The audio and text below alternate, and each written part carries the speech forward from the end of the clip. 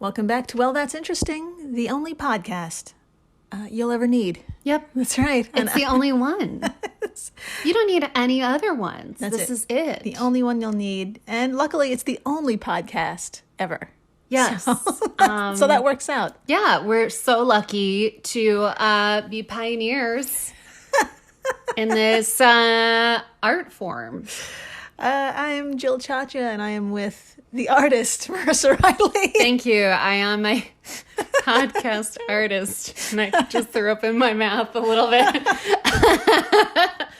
I'm here. And thanks to everyone for coming back. And we're looking at you, Ireland, because big thanks to Ireland. Fuck yeah, Ireland. We ranked top 300 comedy podcasts. Oh yeah.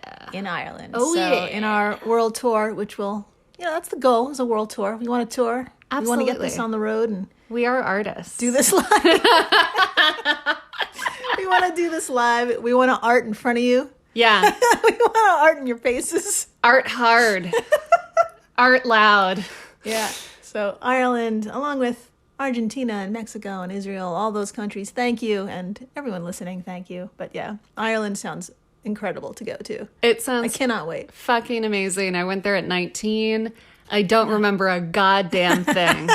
Not a goddamn thing. Then it was as you should, or as you should not, or whatever. Yeah. So I can't wait to go to Ireland and not remember it again. Yeah. I can't wait to go to Ireland to be called a cunt. That's great. Yes. Talk about the crack. That's right. Having some good crack.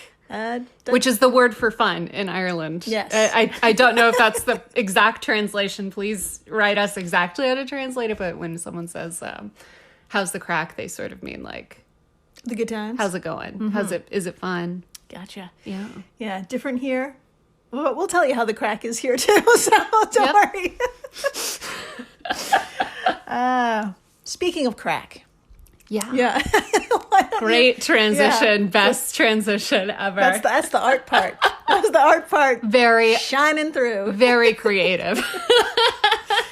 Tell me about your first car. You're from Texas. I am from Texas. So you needed a car to get around. You did. And I had a daddy and like not a sugar daddy. Yeah. That's what you call your dad in the South. You call him your daddy. And up here, that means something very different. And I was a daddy's girl, and he got me a red Honda Civic. Ooh. And I loved the fuck out of that thing. Yeah. I loved it so much that I destroyed it after about a year and a half. I totaled... That is a very not long enough time nope. to own a car. Nope. Ah, wow. Yeah. All right. So I messed up, but technically it wasn't my fault. For legal reasons, I will not elaborate on. There you go. But I did love that car. Two-door. Amazing. Good times. Lots driving around. Lots of crack. Lots of skipping school. Yeah. How old were you? I'm sorry. Did you say how old you were? Oh, 16. 16. Okay. So that makes sense. Yeah. Yeah, totally. And then I totaled it at 18. Mm-hmm. So. It's a good timeline. Good timeline. Good timeline. Good times. Good times. Excuse me. Best car ever. If you're looking for a reasonably priced car for a unreasonable teenager, highly recommend a Honda Civic. Honda is not a sponsor, but email us, Honda, at wellthatsinterestingpod. You should. A very safe car. I definitely totaled the car, but I was 100% okay. Mm-hmm. So that's pretty awesome. Fantastic. Yeah. Fantastic. Yeah. Today's episode, 026, we're going to talk about Robert Williams, the first man, the first human killed by a robot. Holy shit. And I brought up the car situation because it revolves around cars, and I'm proud to say the first human killed by a robot was an American. I mean, that seems about right. Yeah. We are pioneers in all things stupid. I think we were the first country to fry an Oreo. I wonder. I'll have to look that up. Look it up. Yeah. Absolutely. Yeah. Okay. So should we begin? Episode 026? Fuck yeah. All right. Let's head over to Motor City, and we're talking about the city of Detroit in the state of Michigan. Of course, it got the nickname Motor City because for a time in the early 20th century, it was the global center of the automotive industry. Fuck yeah. And it was also the hometown of Henry Ford and Ransom Olds, who was the inventor of the basic assembly line. Here they set up shop and used Detroit's location between the East Coast and Chicago to their advantage. Nice. Quote, once the motor industry began to flourish with multiple auto companies, specialists moved to the area from other cities, strengthening Detroit's businesses and weakening rival cities at the same time. End quote. And that's from theculturetrip.com. From the 20s, 30s, 40s, up until the late 1970s, Detroit's workforce was literally generations of men and women working for the Ford Motor Company, whose headquarters is located in Dearborn, Michigan. And it's a suburb of Detroit. And just west of Dearborn is Dearborn Heights, and this was the home of Robert Williams. Here we go. There you go. In 1979, Robert was a young 25-year-old man who at the time probably felt lucky to be one of the remaining employees at the Ford Motor Company's Flat Rock casting plant. Ooh. The motor heyday was definitely coming to an end, and although Robert was young, he was a father with 3 kids to support. That's right. People had kids. Very young. Very young. Yeah. That's all I have to add on that. That's I mean, I'm in my early 30s, and I still feel like I'm way too young Yes. to have kids. Yeah, same. Agreed.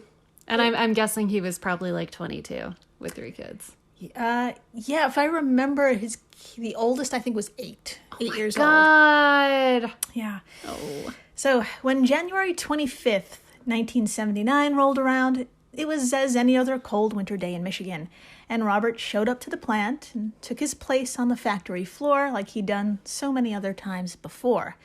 But after the break, we're going to find out why this day was to make some morbid history. Stay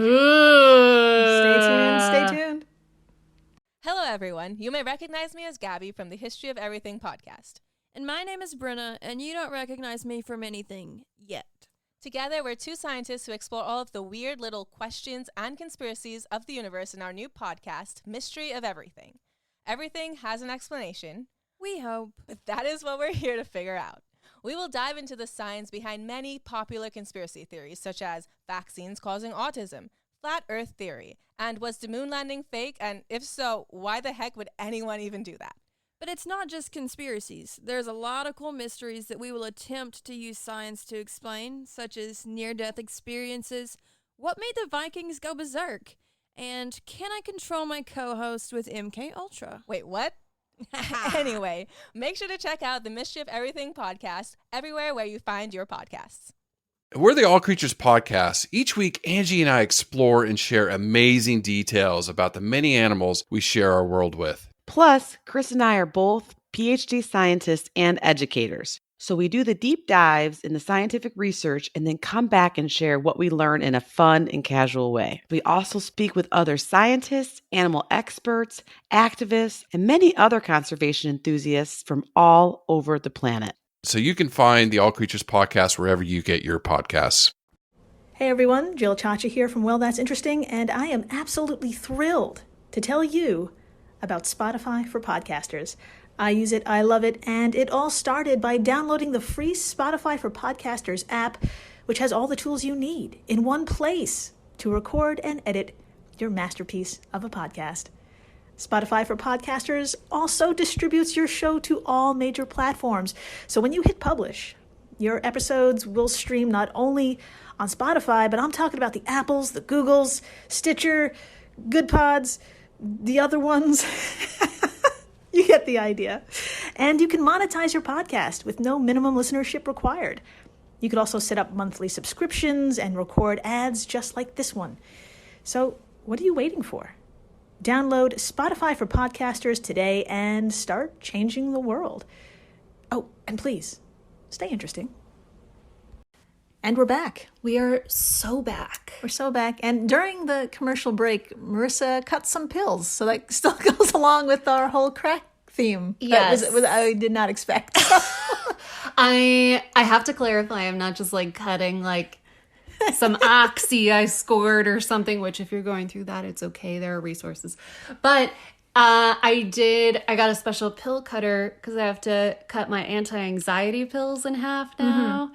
And as someone with anxiety, putting the knife through a pill is really stressful. Yeah. So I had to buy this little tiny contraption that cuts it. It's like a little guillotine for your pill. But what do you know? I try it and it's a piece of crap. It's a fuck you, Amazon.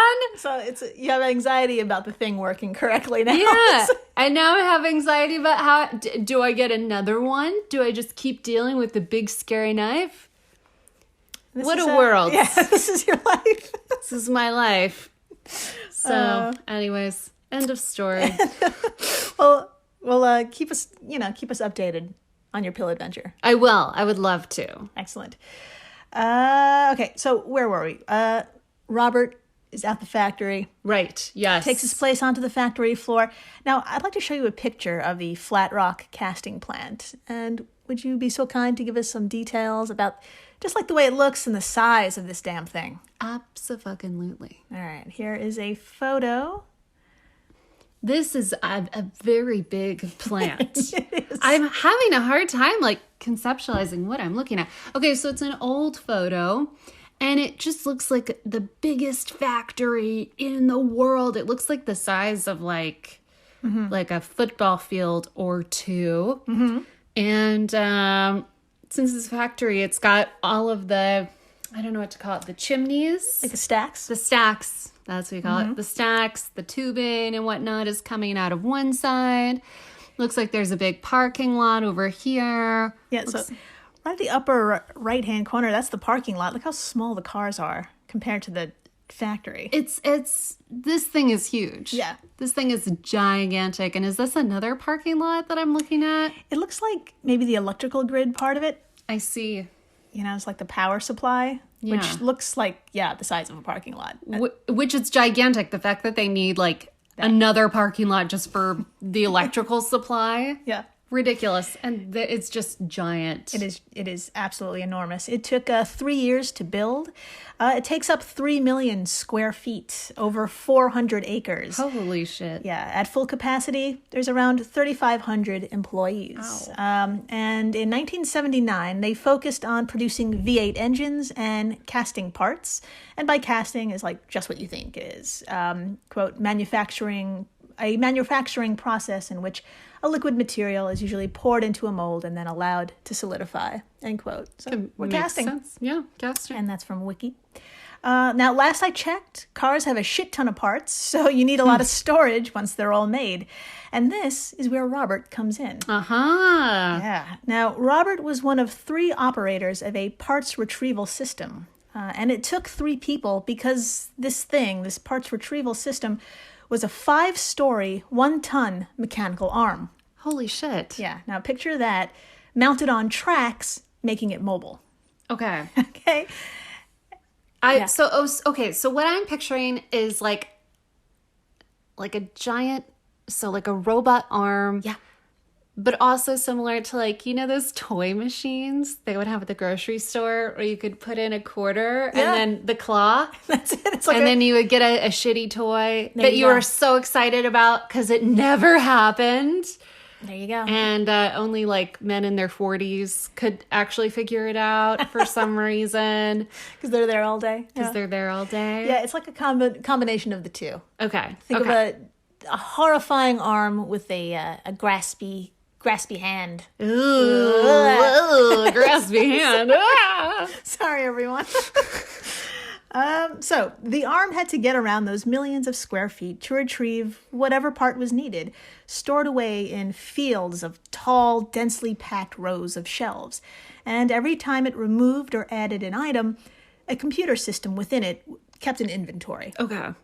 Now, the story here gets a little muddled. On this particular day, the arm was definitely malfunctioning, But as to what the problem was exactly is not certain. One account from a 1983 New York Times article states that the machine was reporting numbers that were like way off, and the only way to get an accurate count was for someone to climb up and into the shelving to get to the parts in question.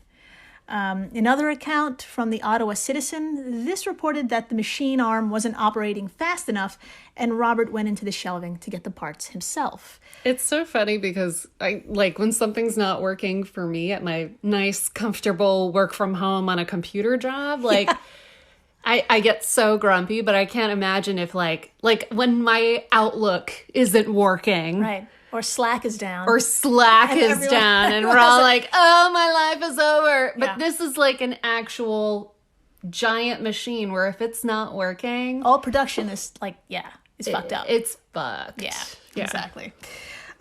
So because nobody wants it fucked up, Robert was asked to climb up and into the third level of a particular storage rack. Jesus. But unfortunately, no one, not the supervisor or the other two employees working with Robert, failed to shut down the arm or pause the command to reach into the rack. Now, would you like to read from the 1983 Ottawa Citizen article titled $10 million awarded to family of plant worker killed by robot? Of course. Yeah. Oh my God. All right. Quote, the robot, meanwhile, continued to work silently and a protruding segment of its arm smashed into Mr. Williams' head, killing him instantly. The robot kept operating while Williams lay dead for about 30 minutes. His body was discovered by workers who became concerned because he was missing. Holy shit. Yeah. Oh my God. I'm shaking Jill right now. She's holding me by both shoulders. I'm shaking. Yes.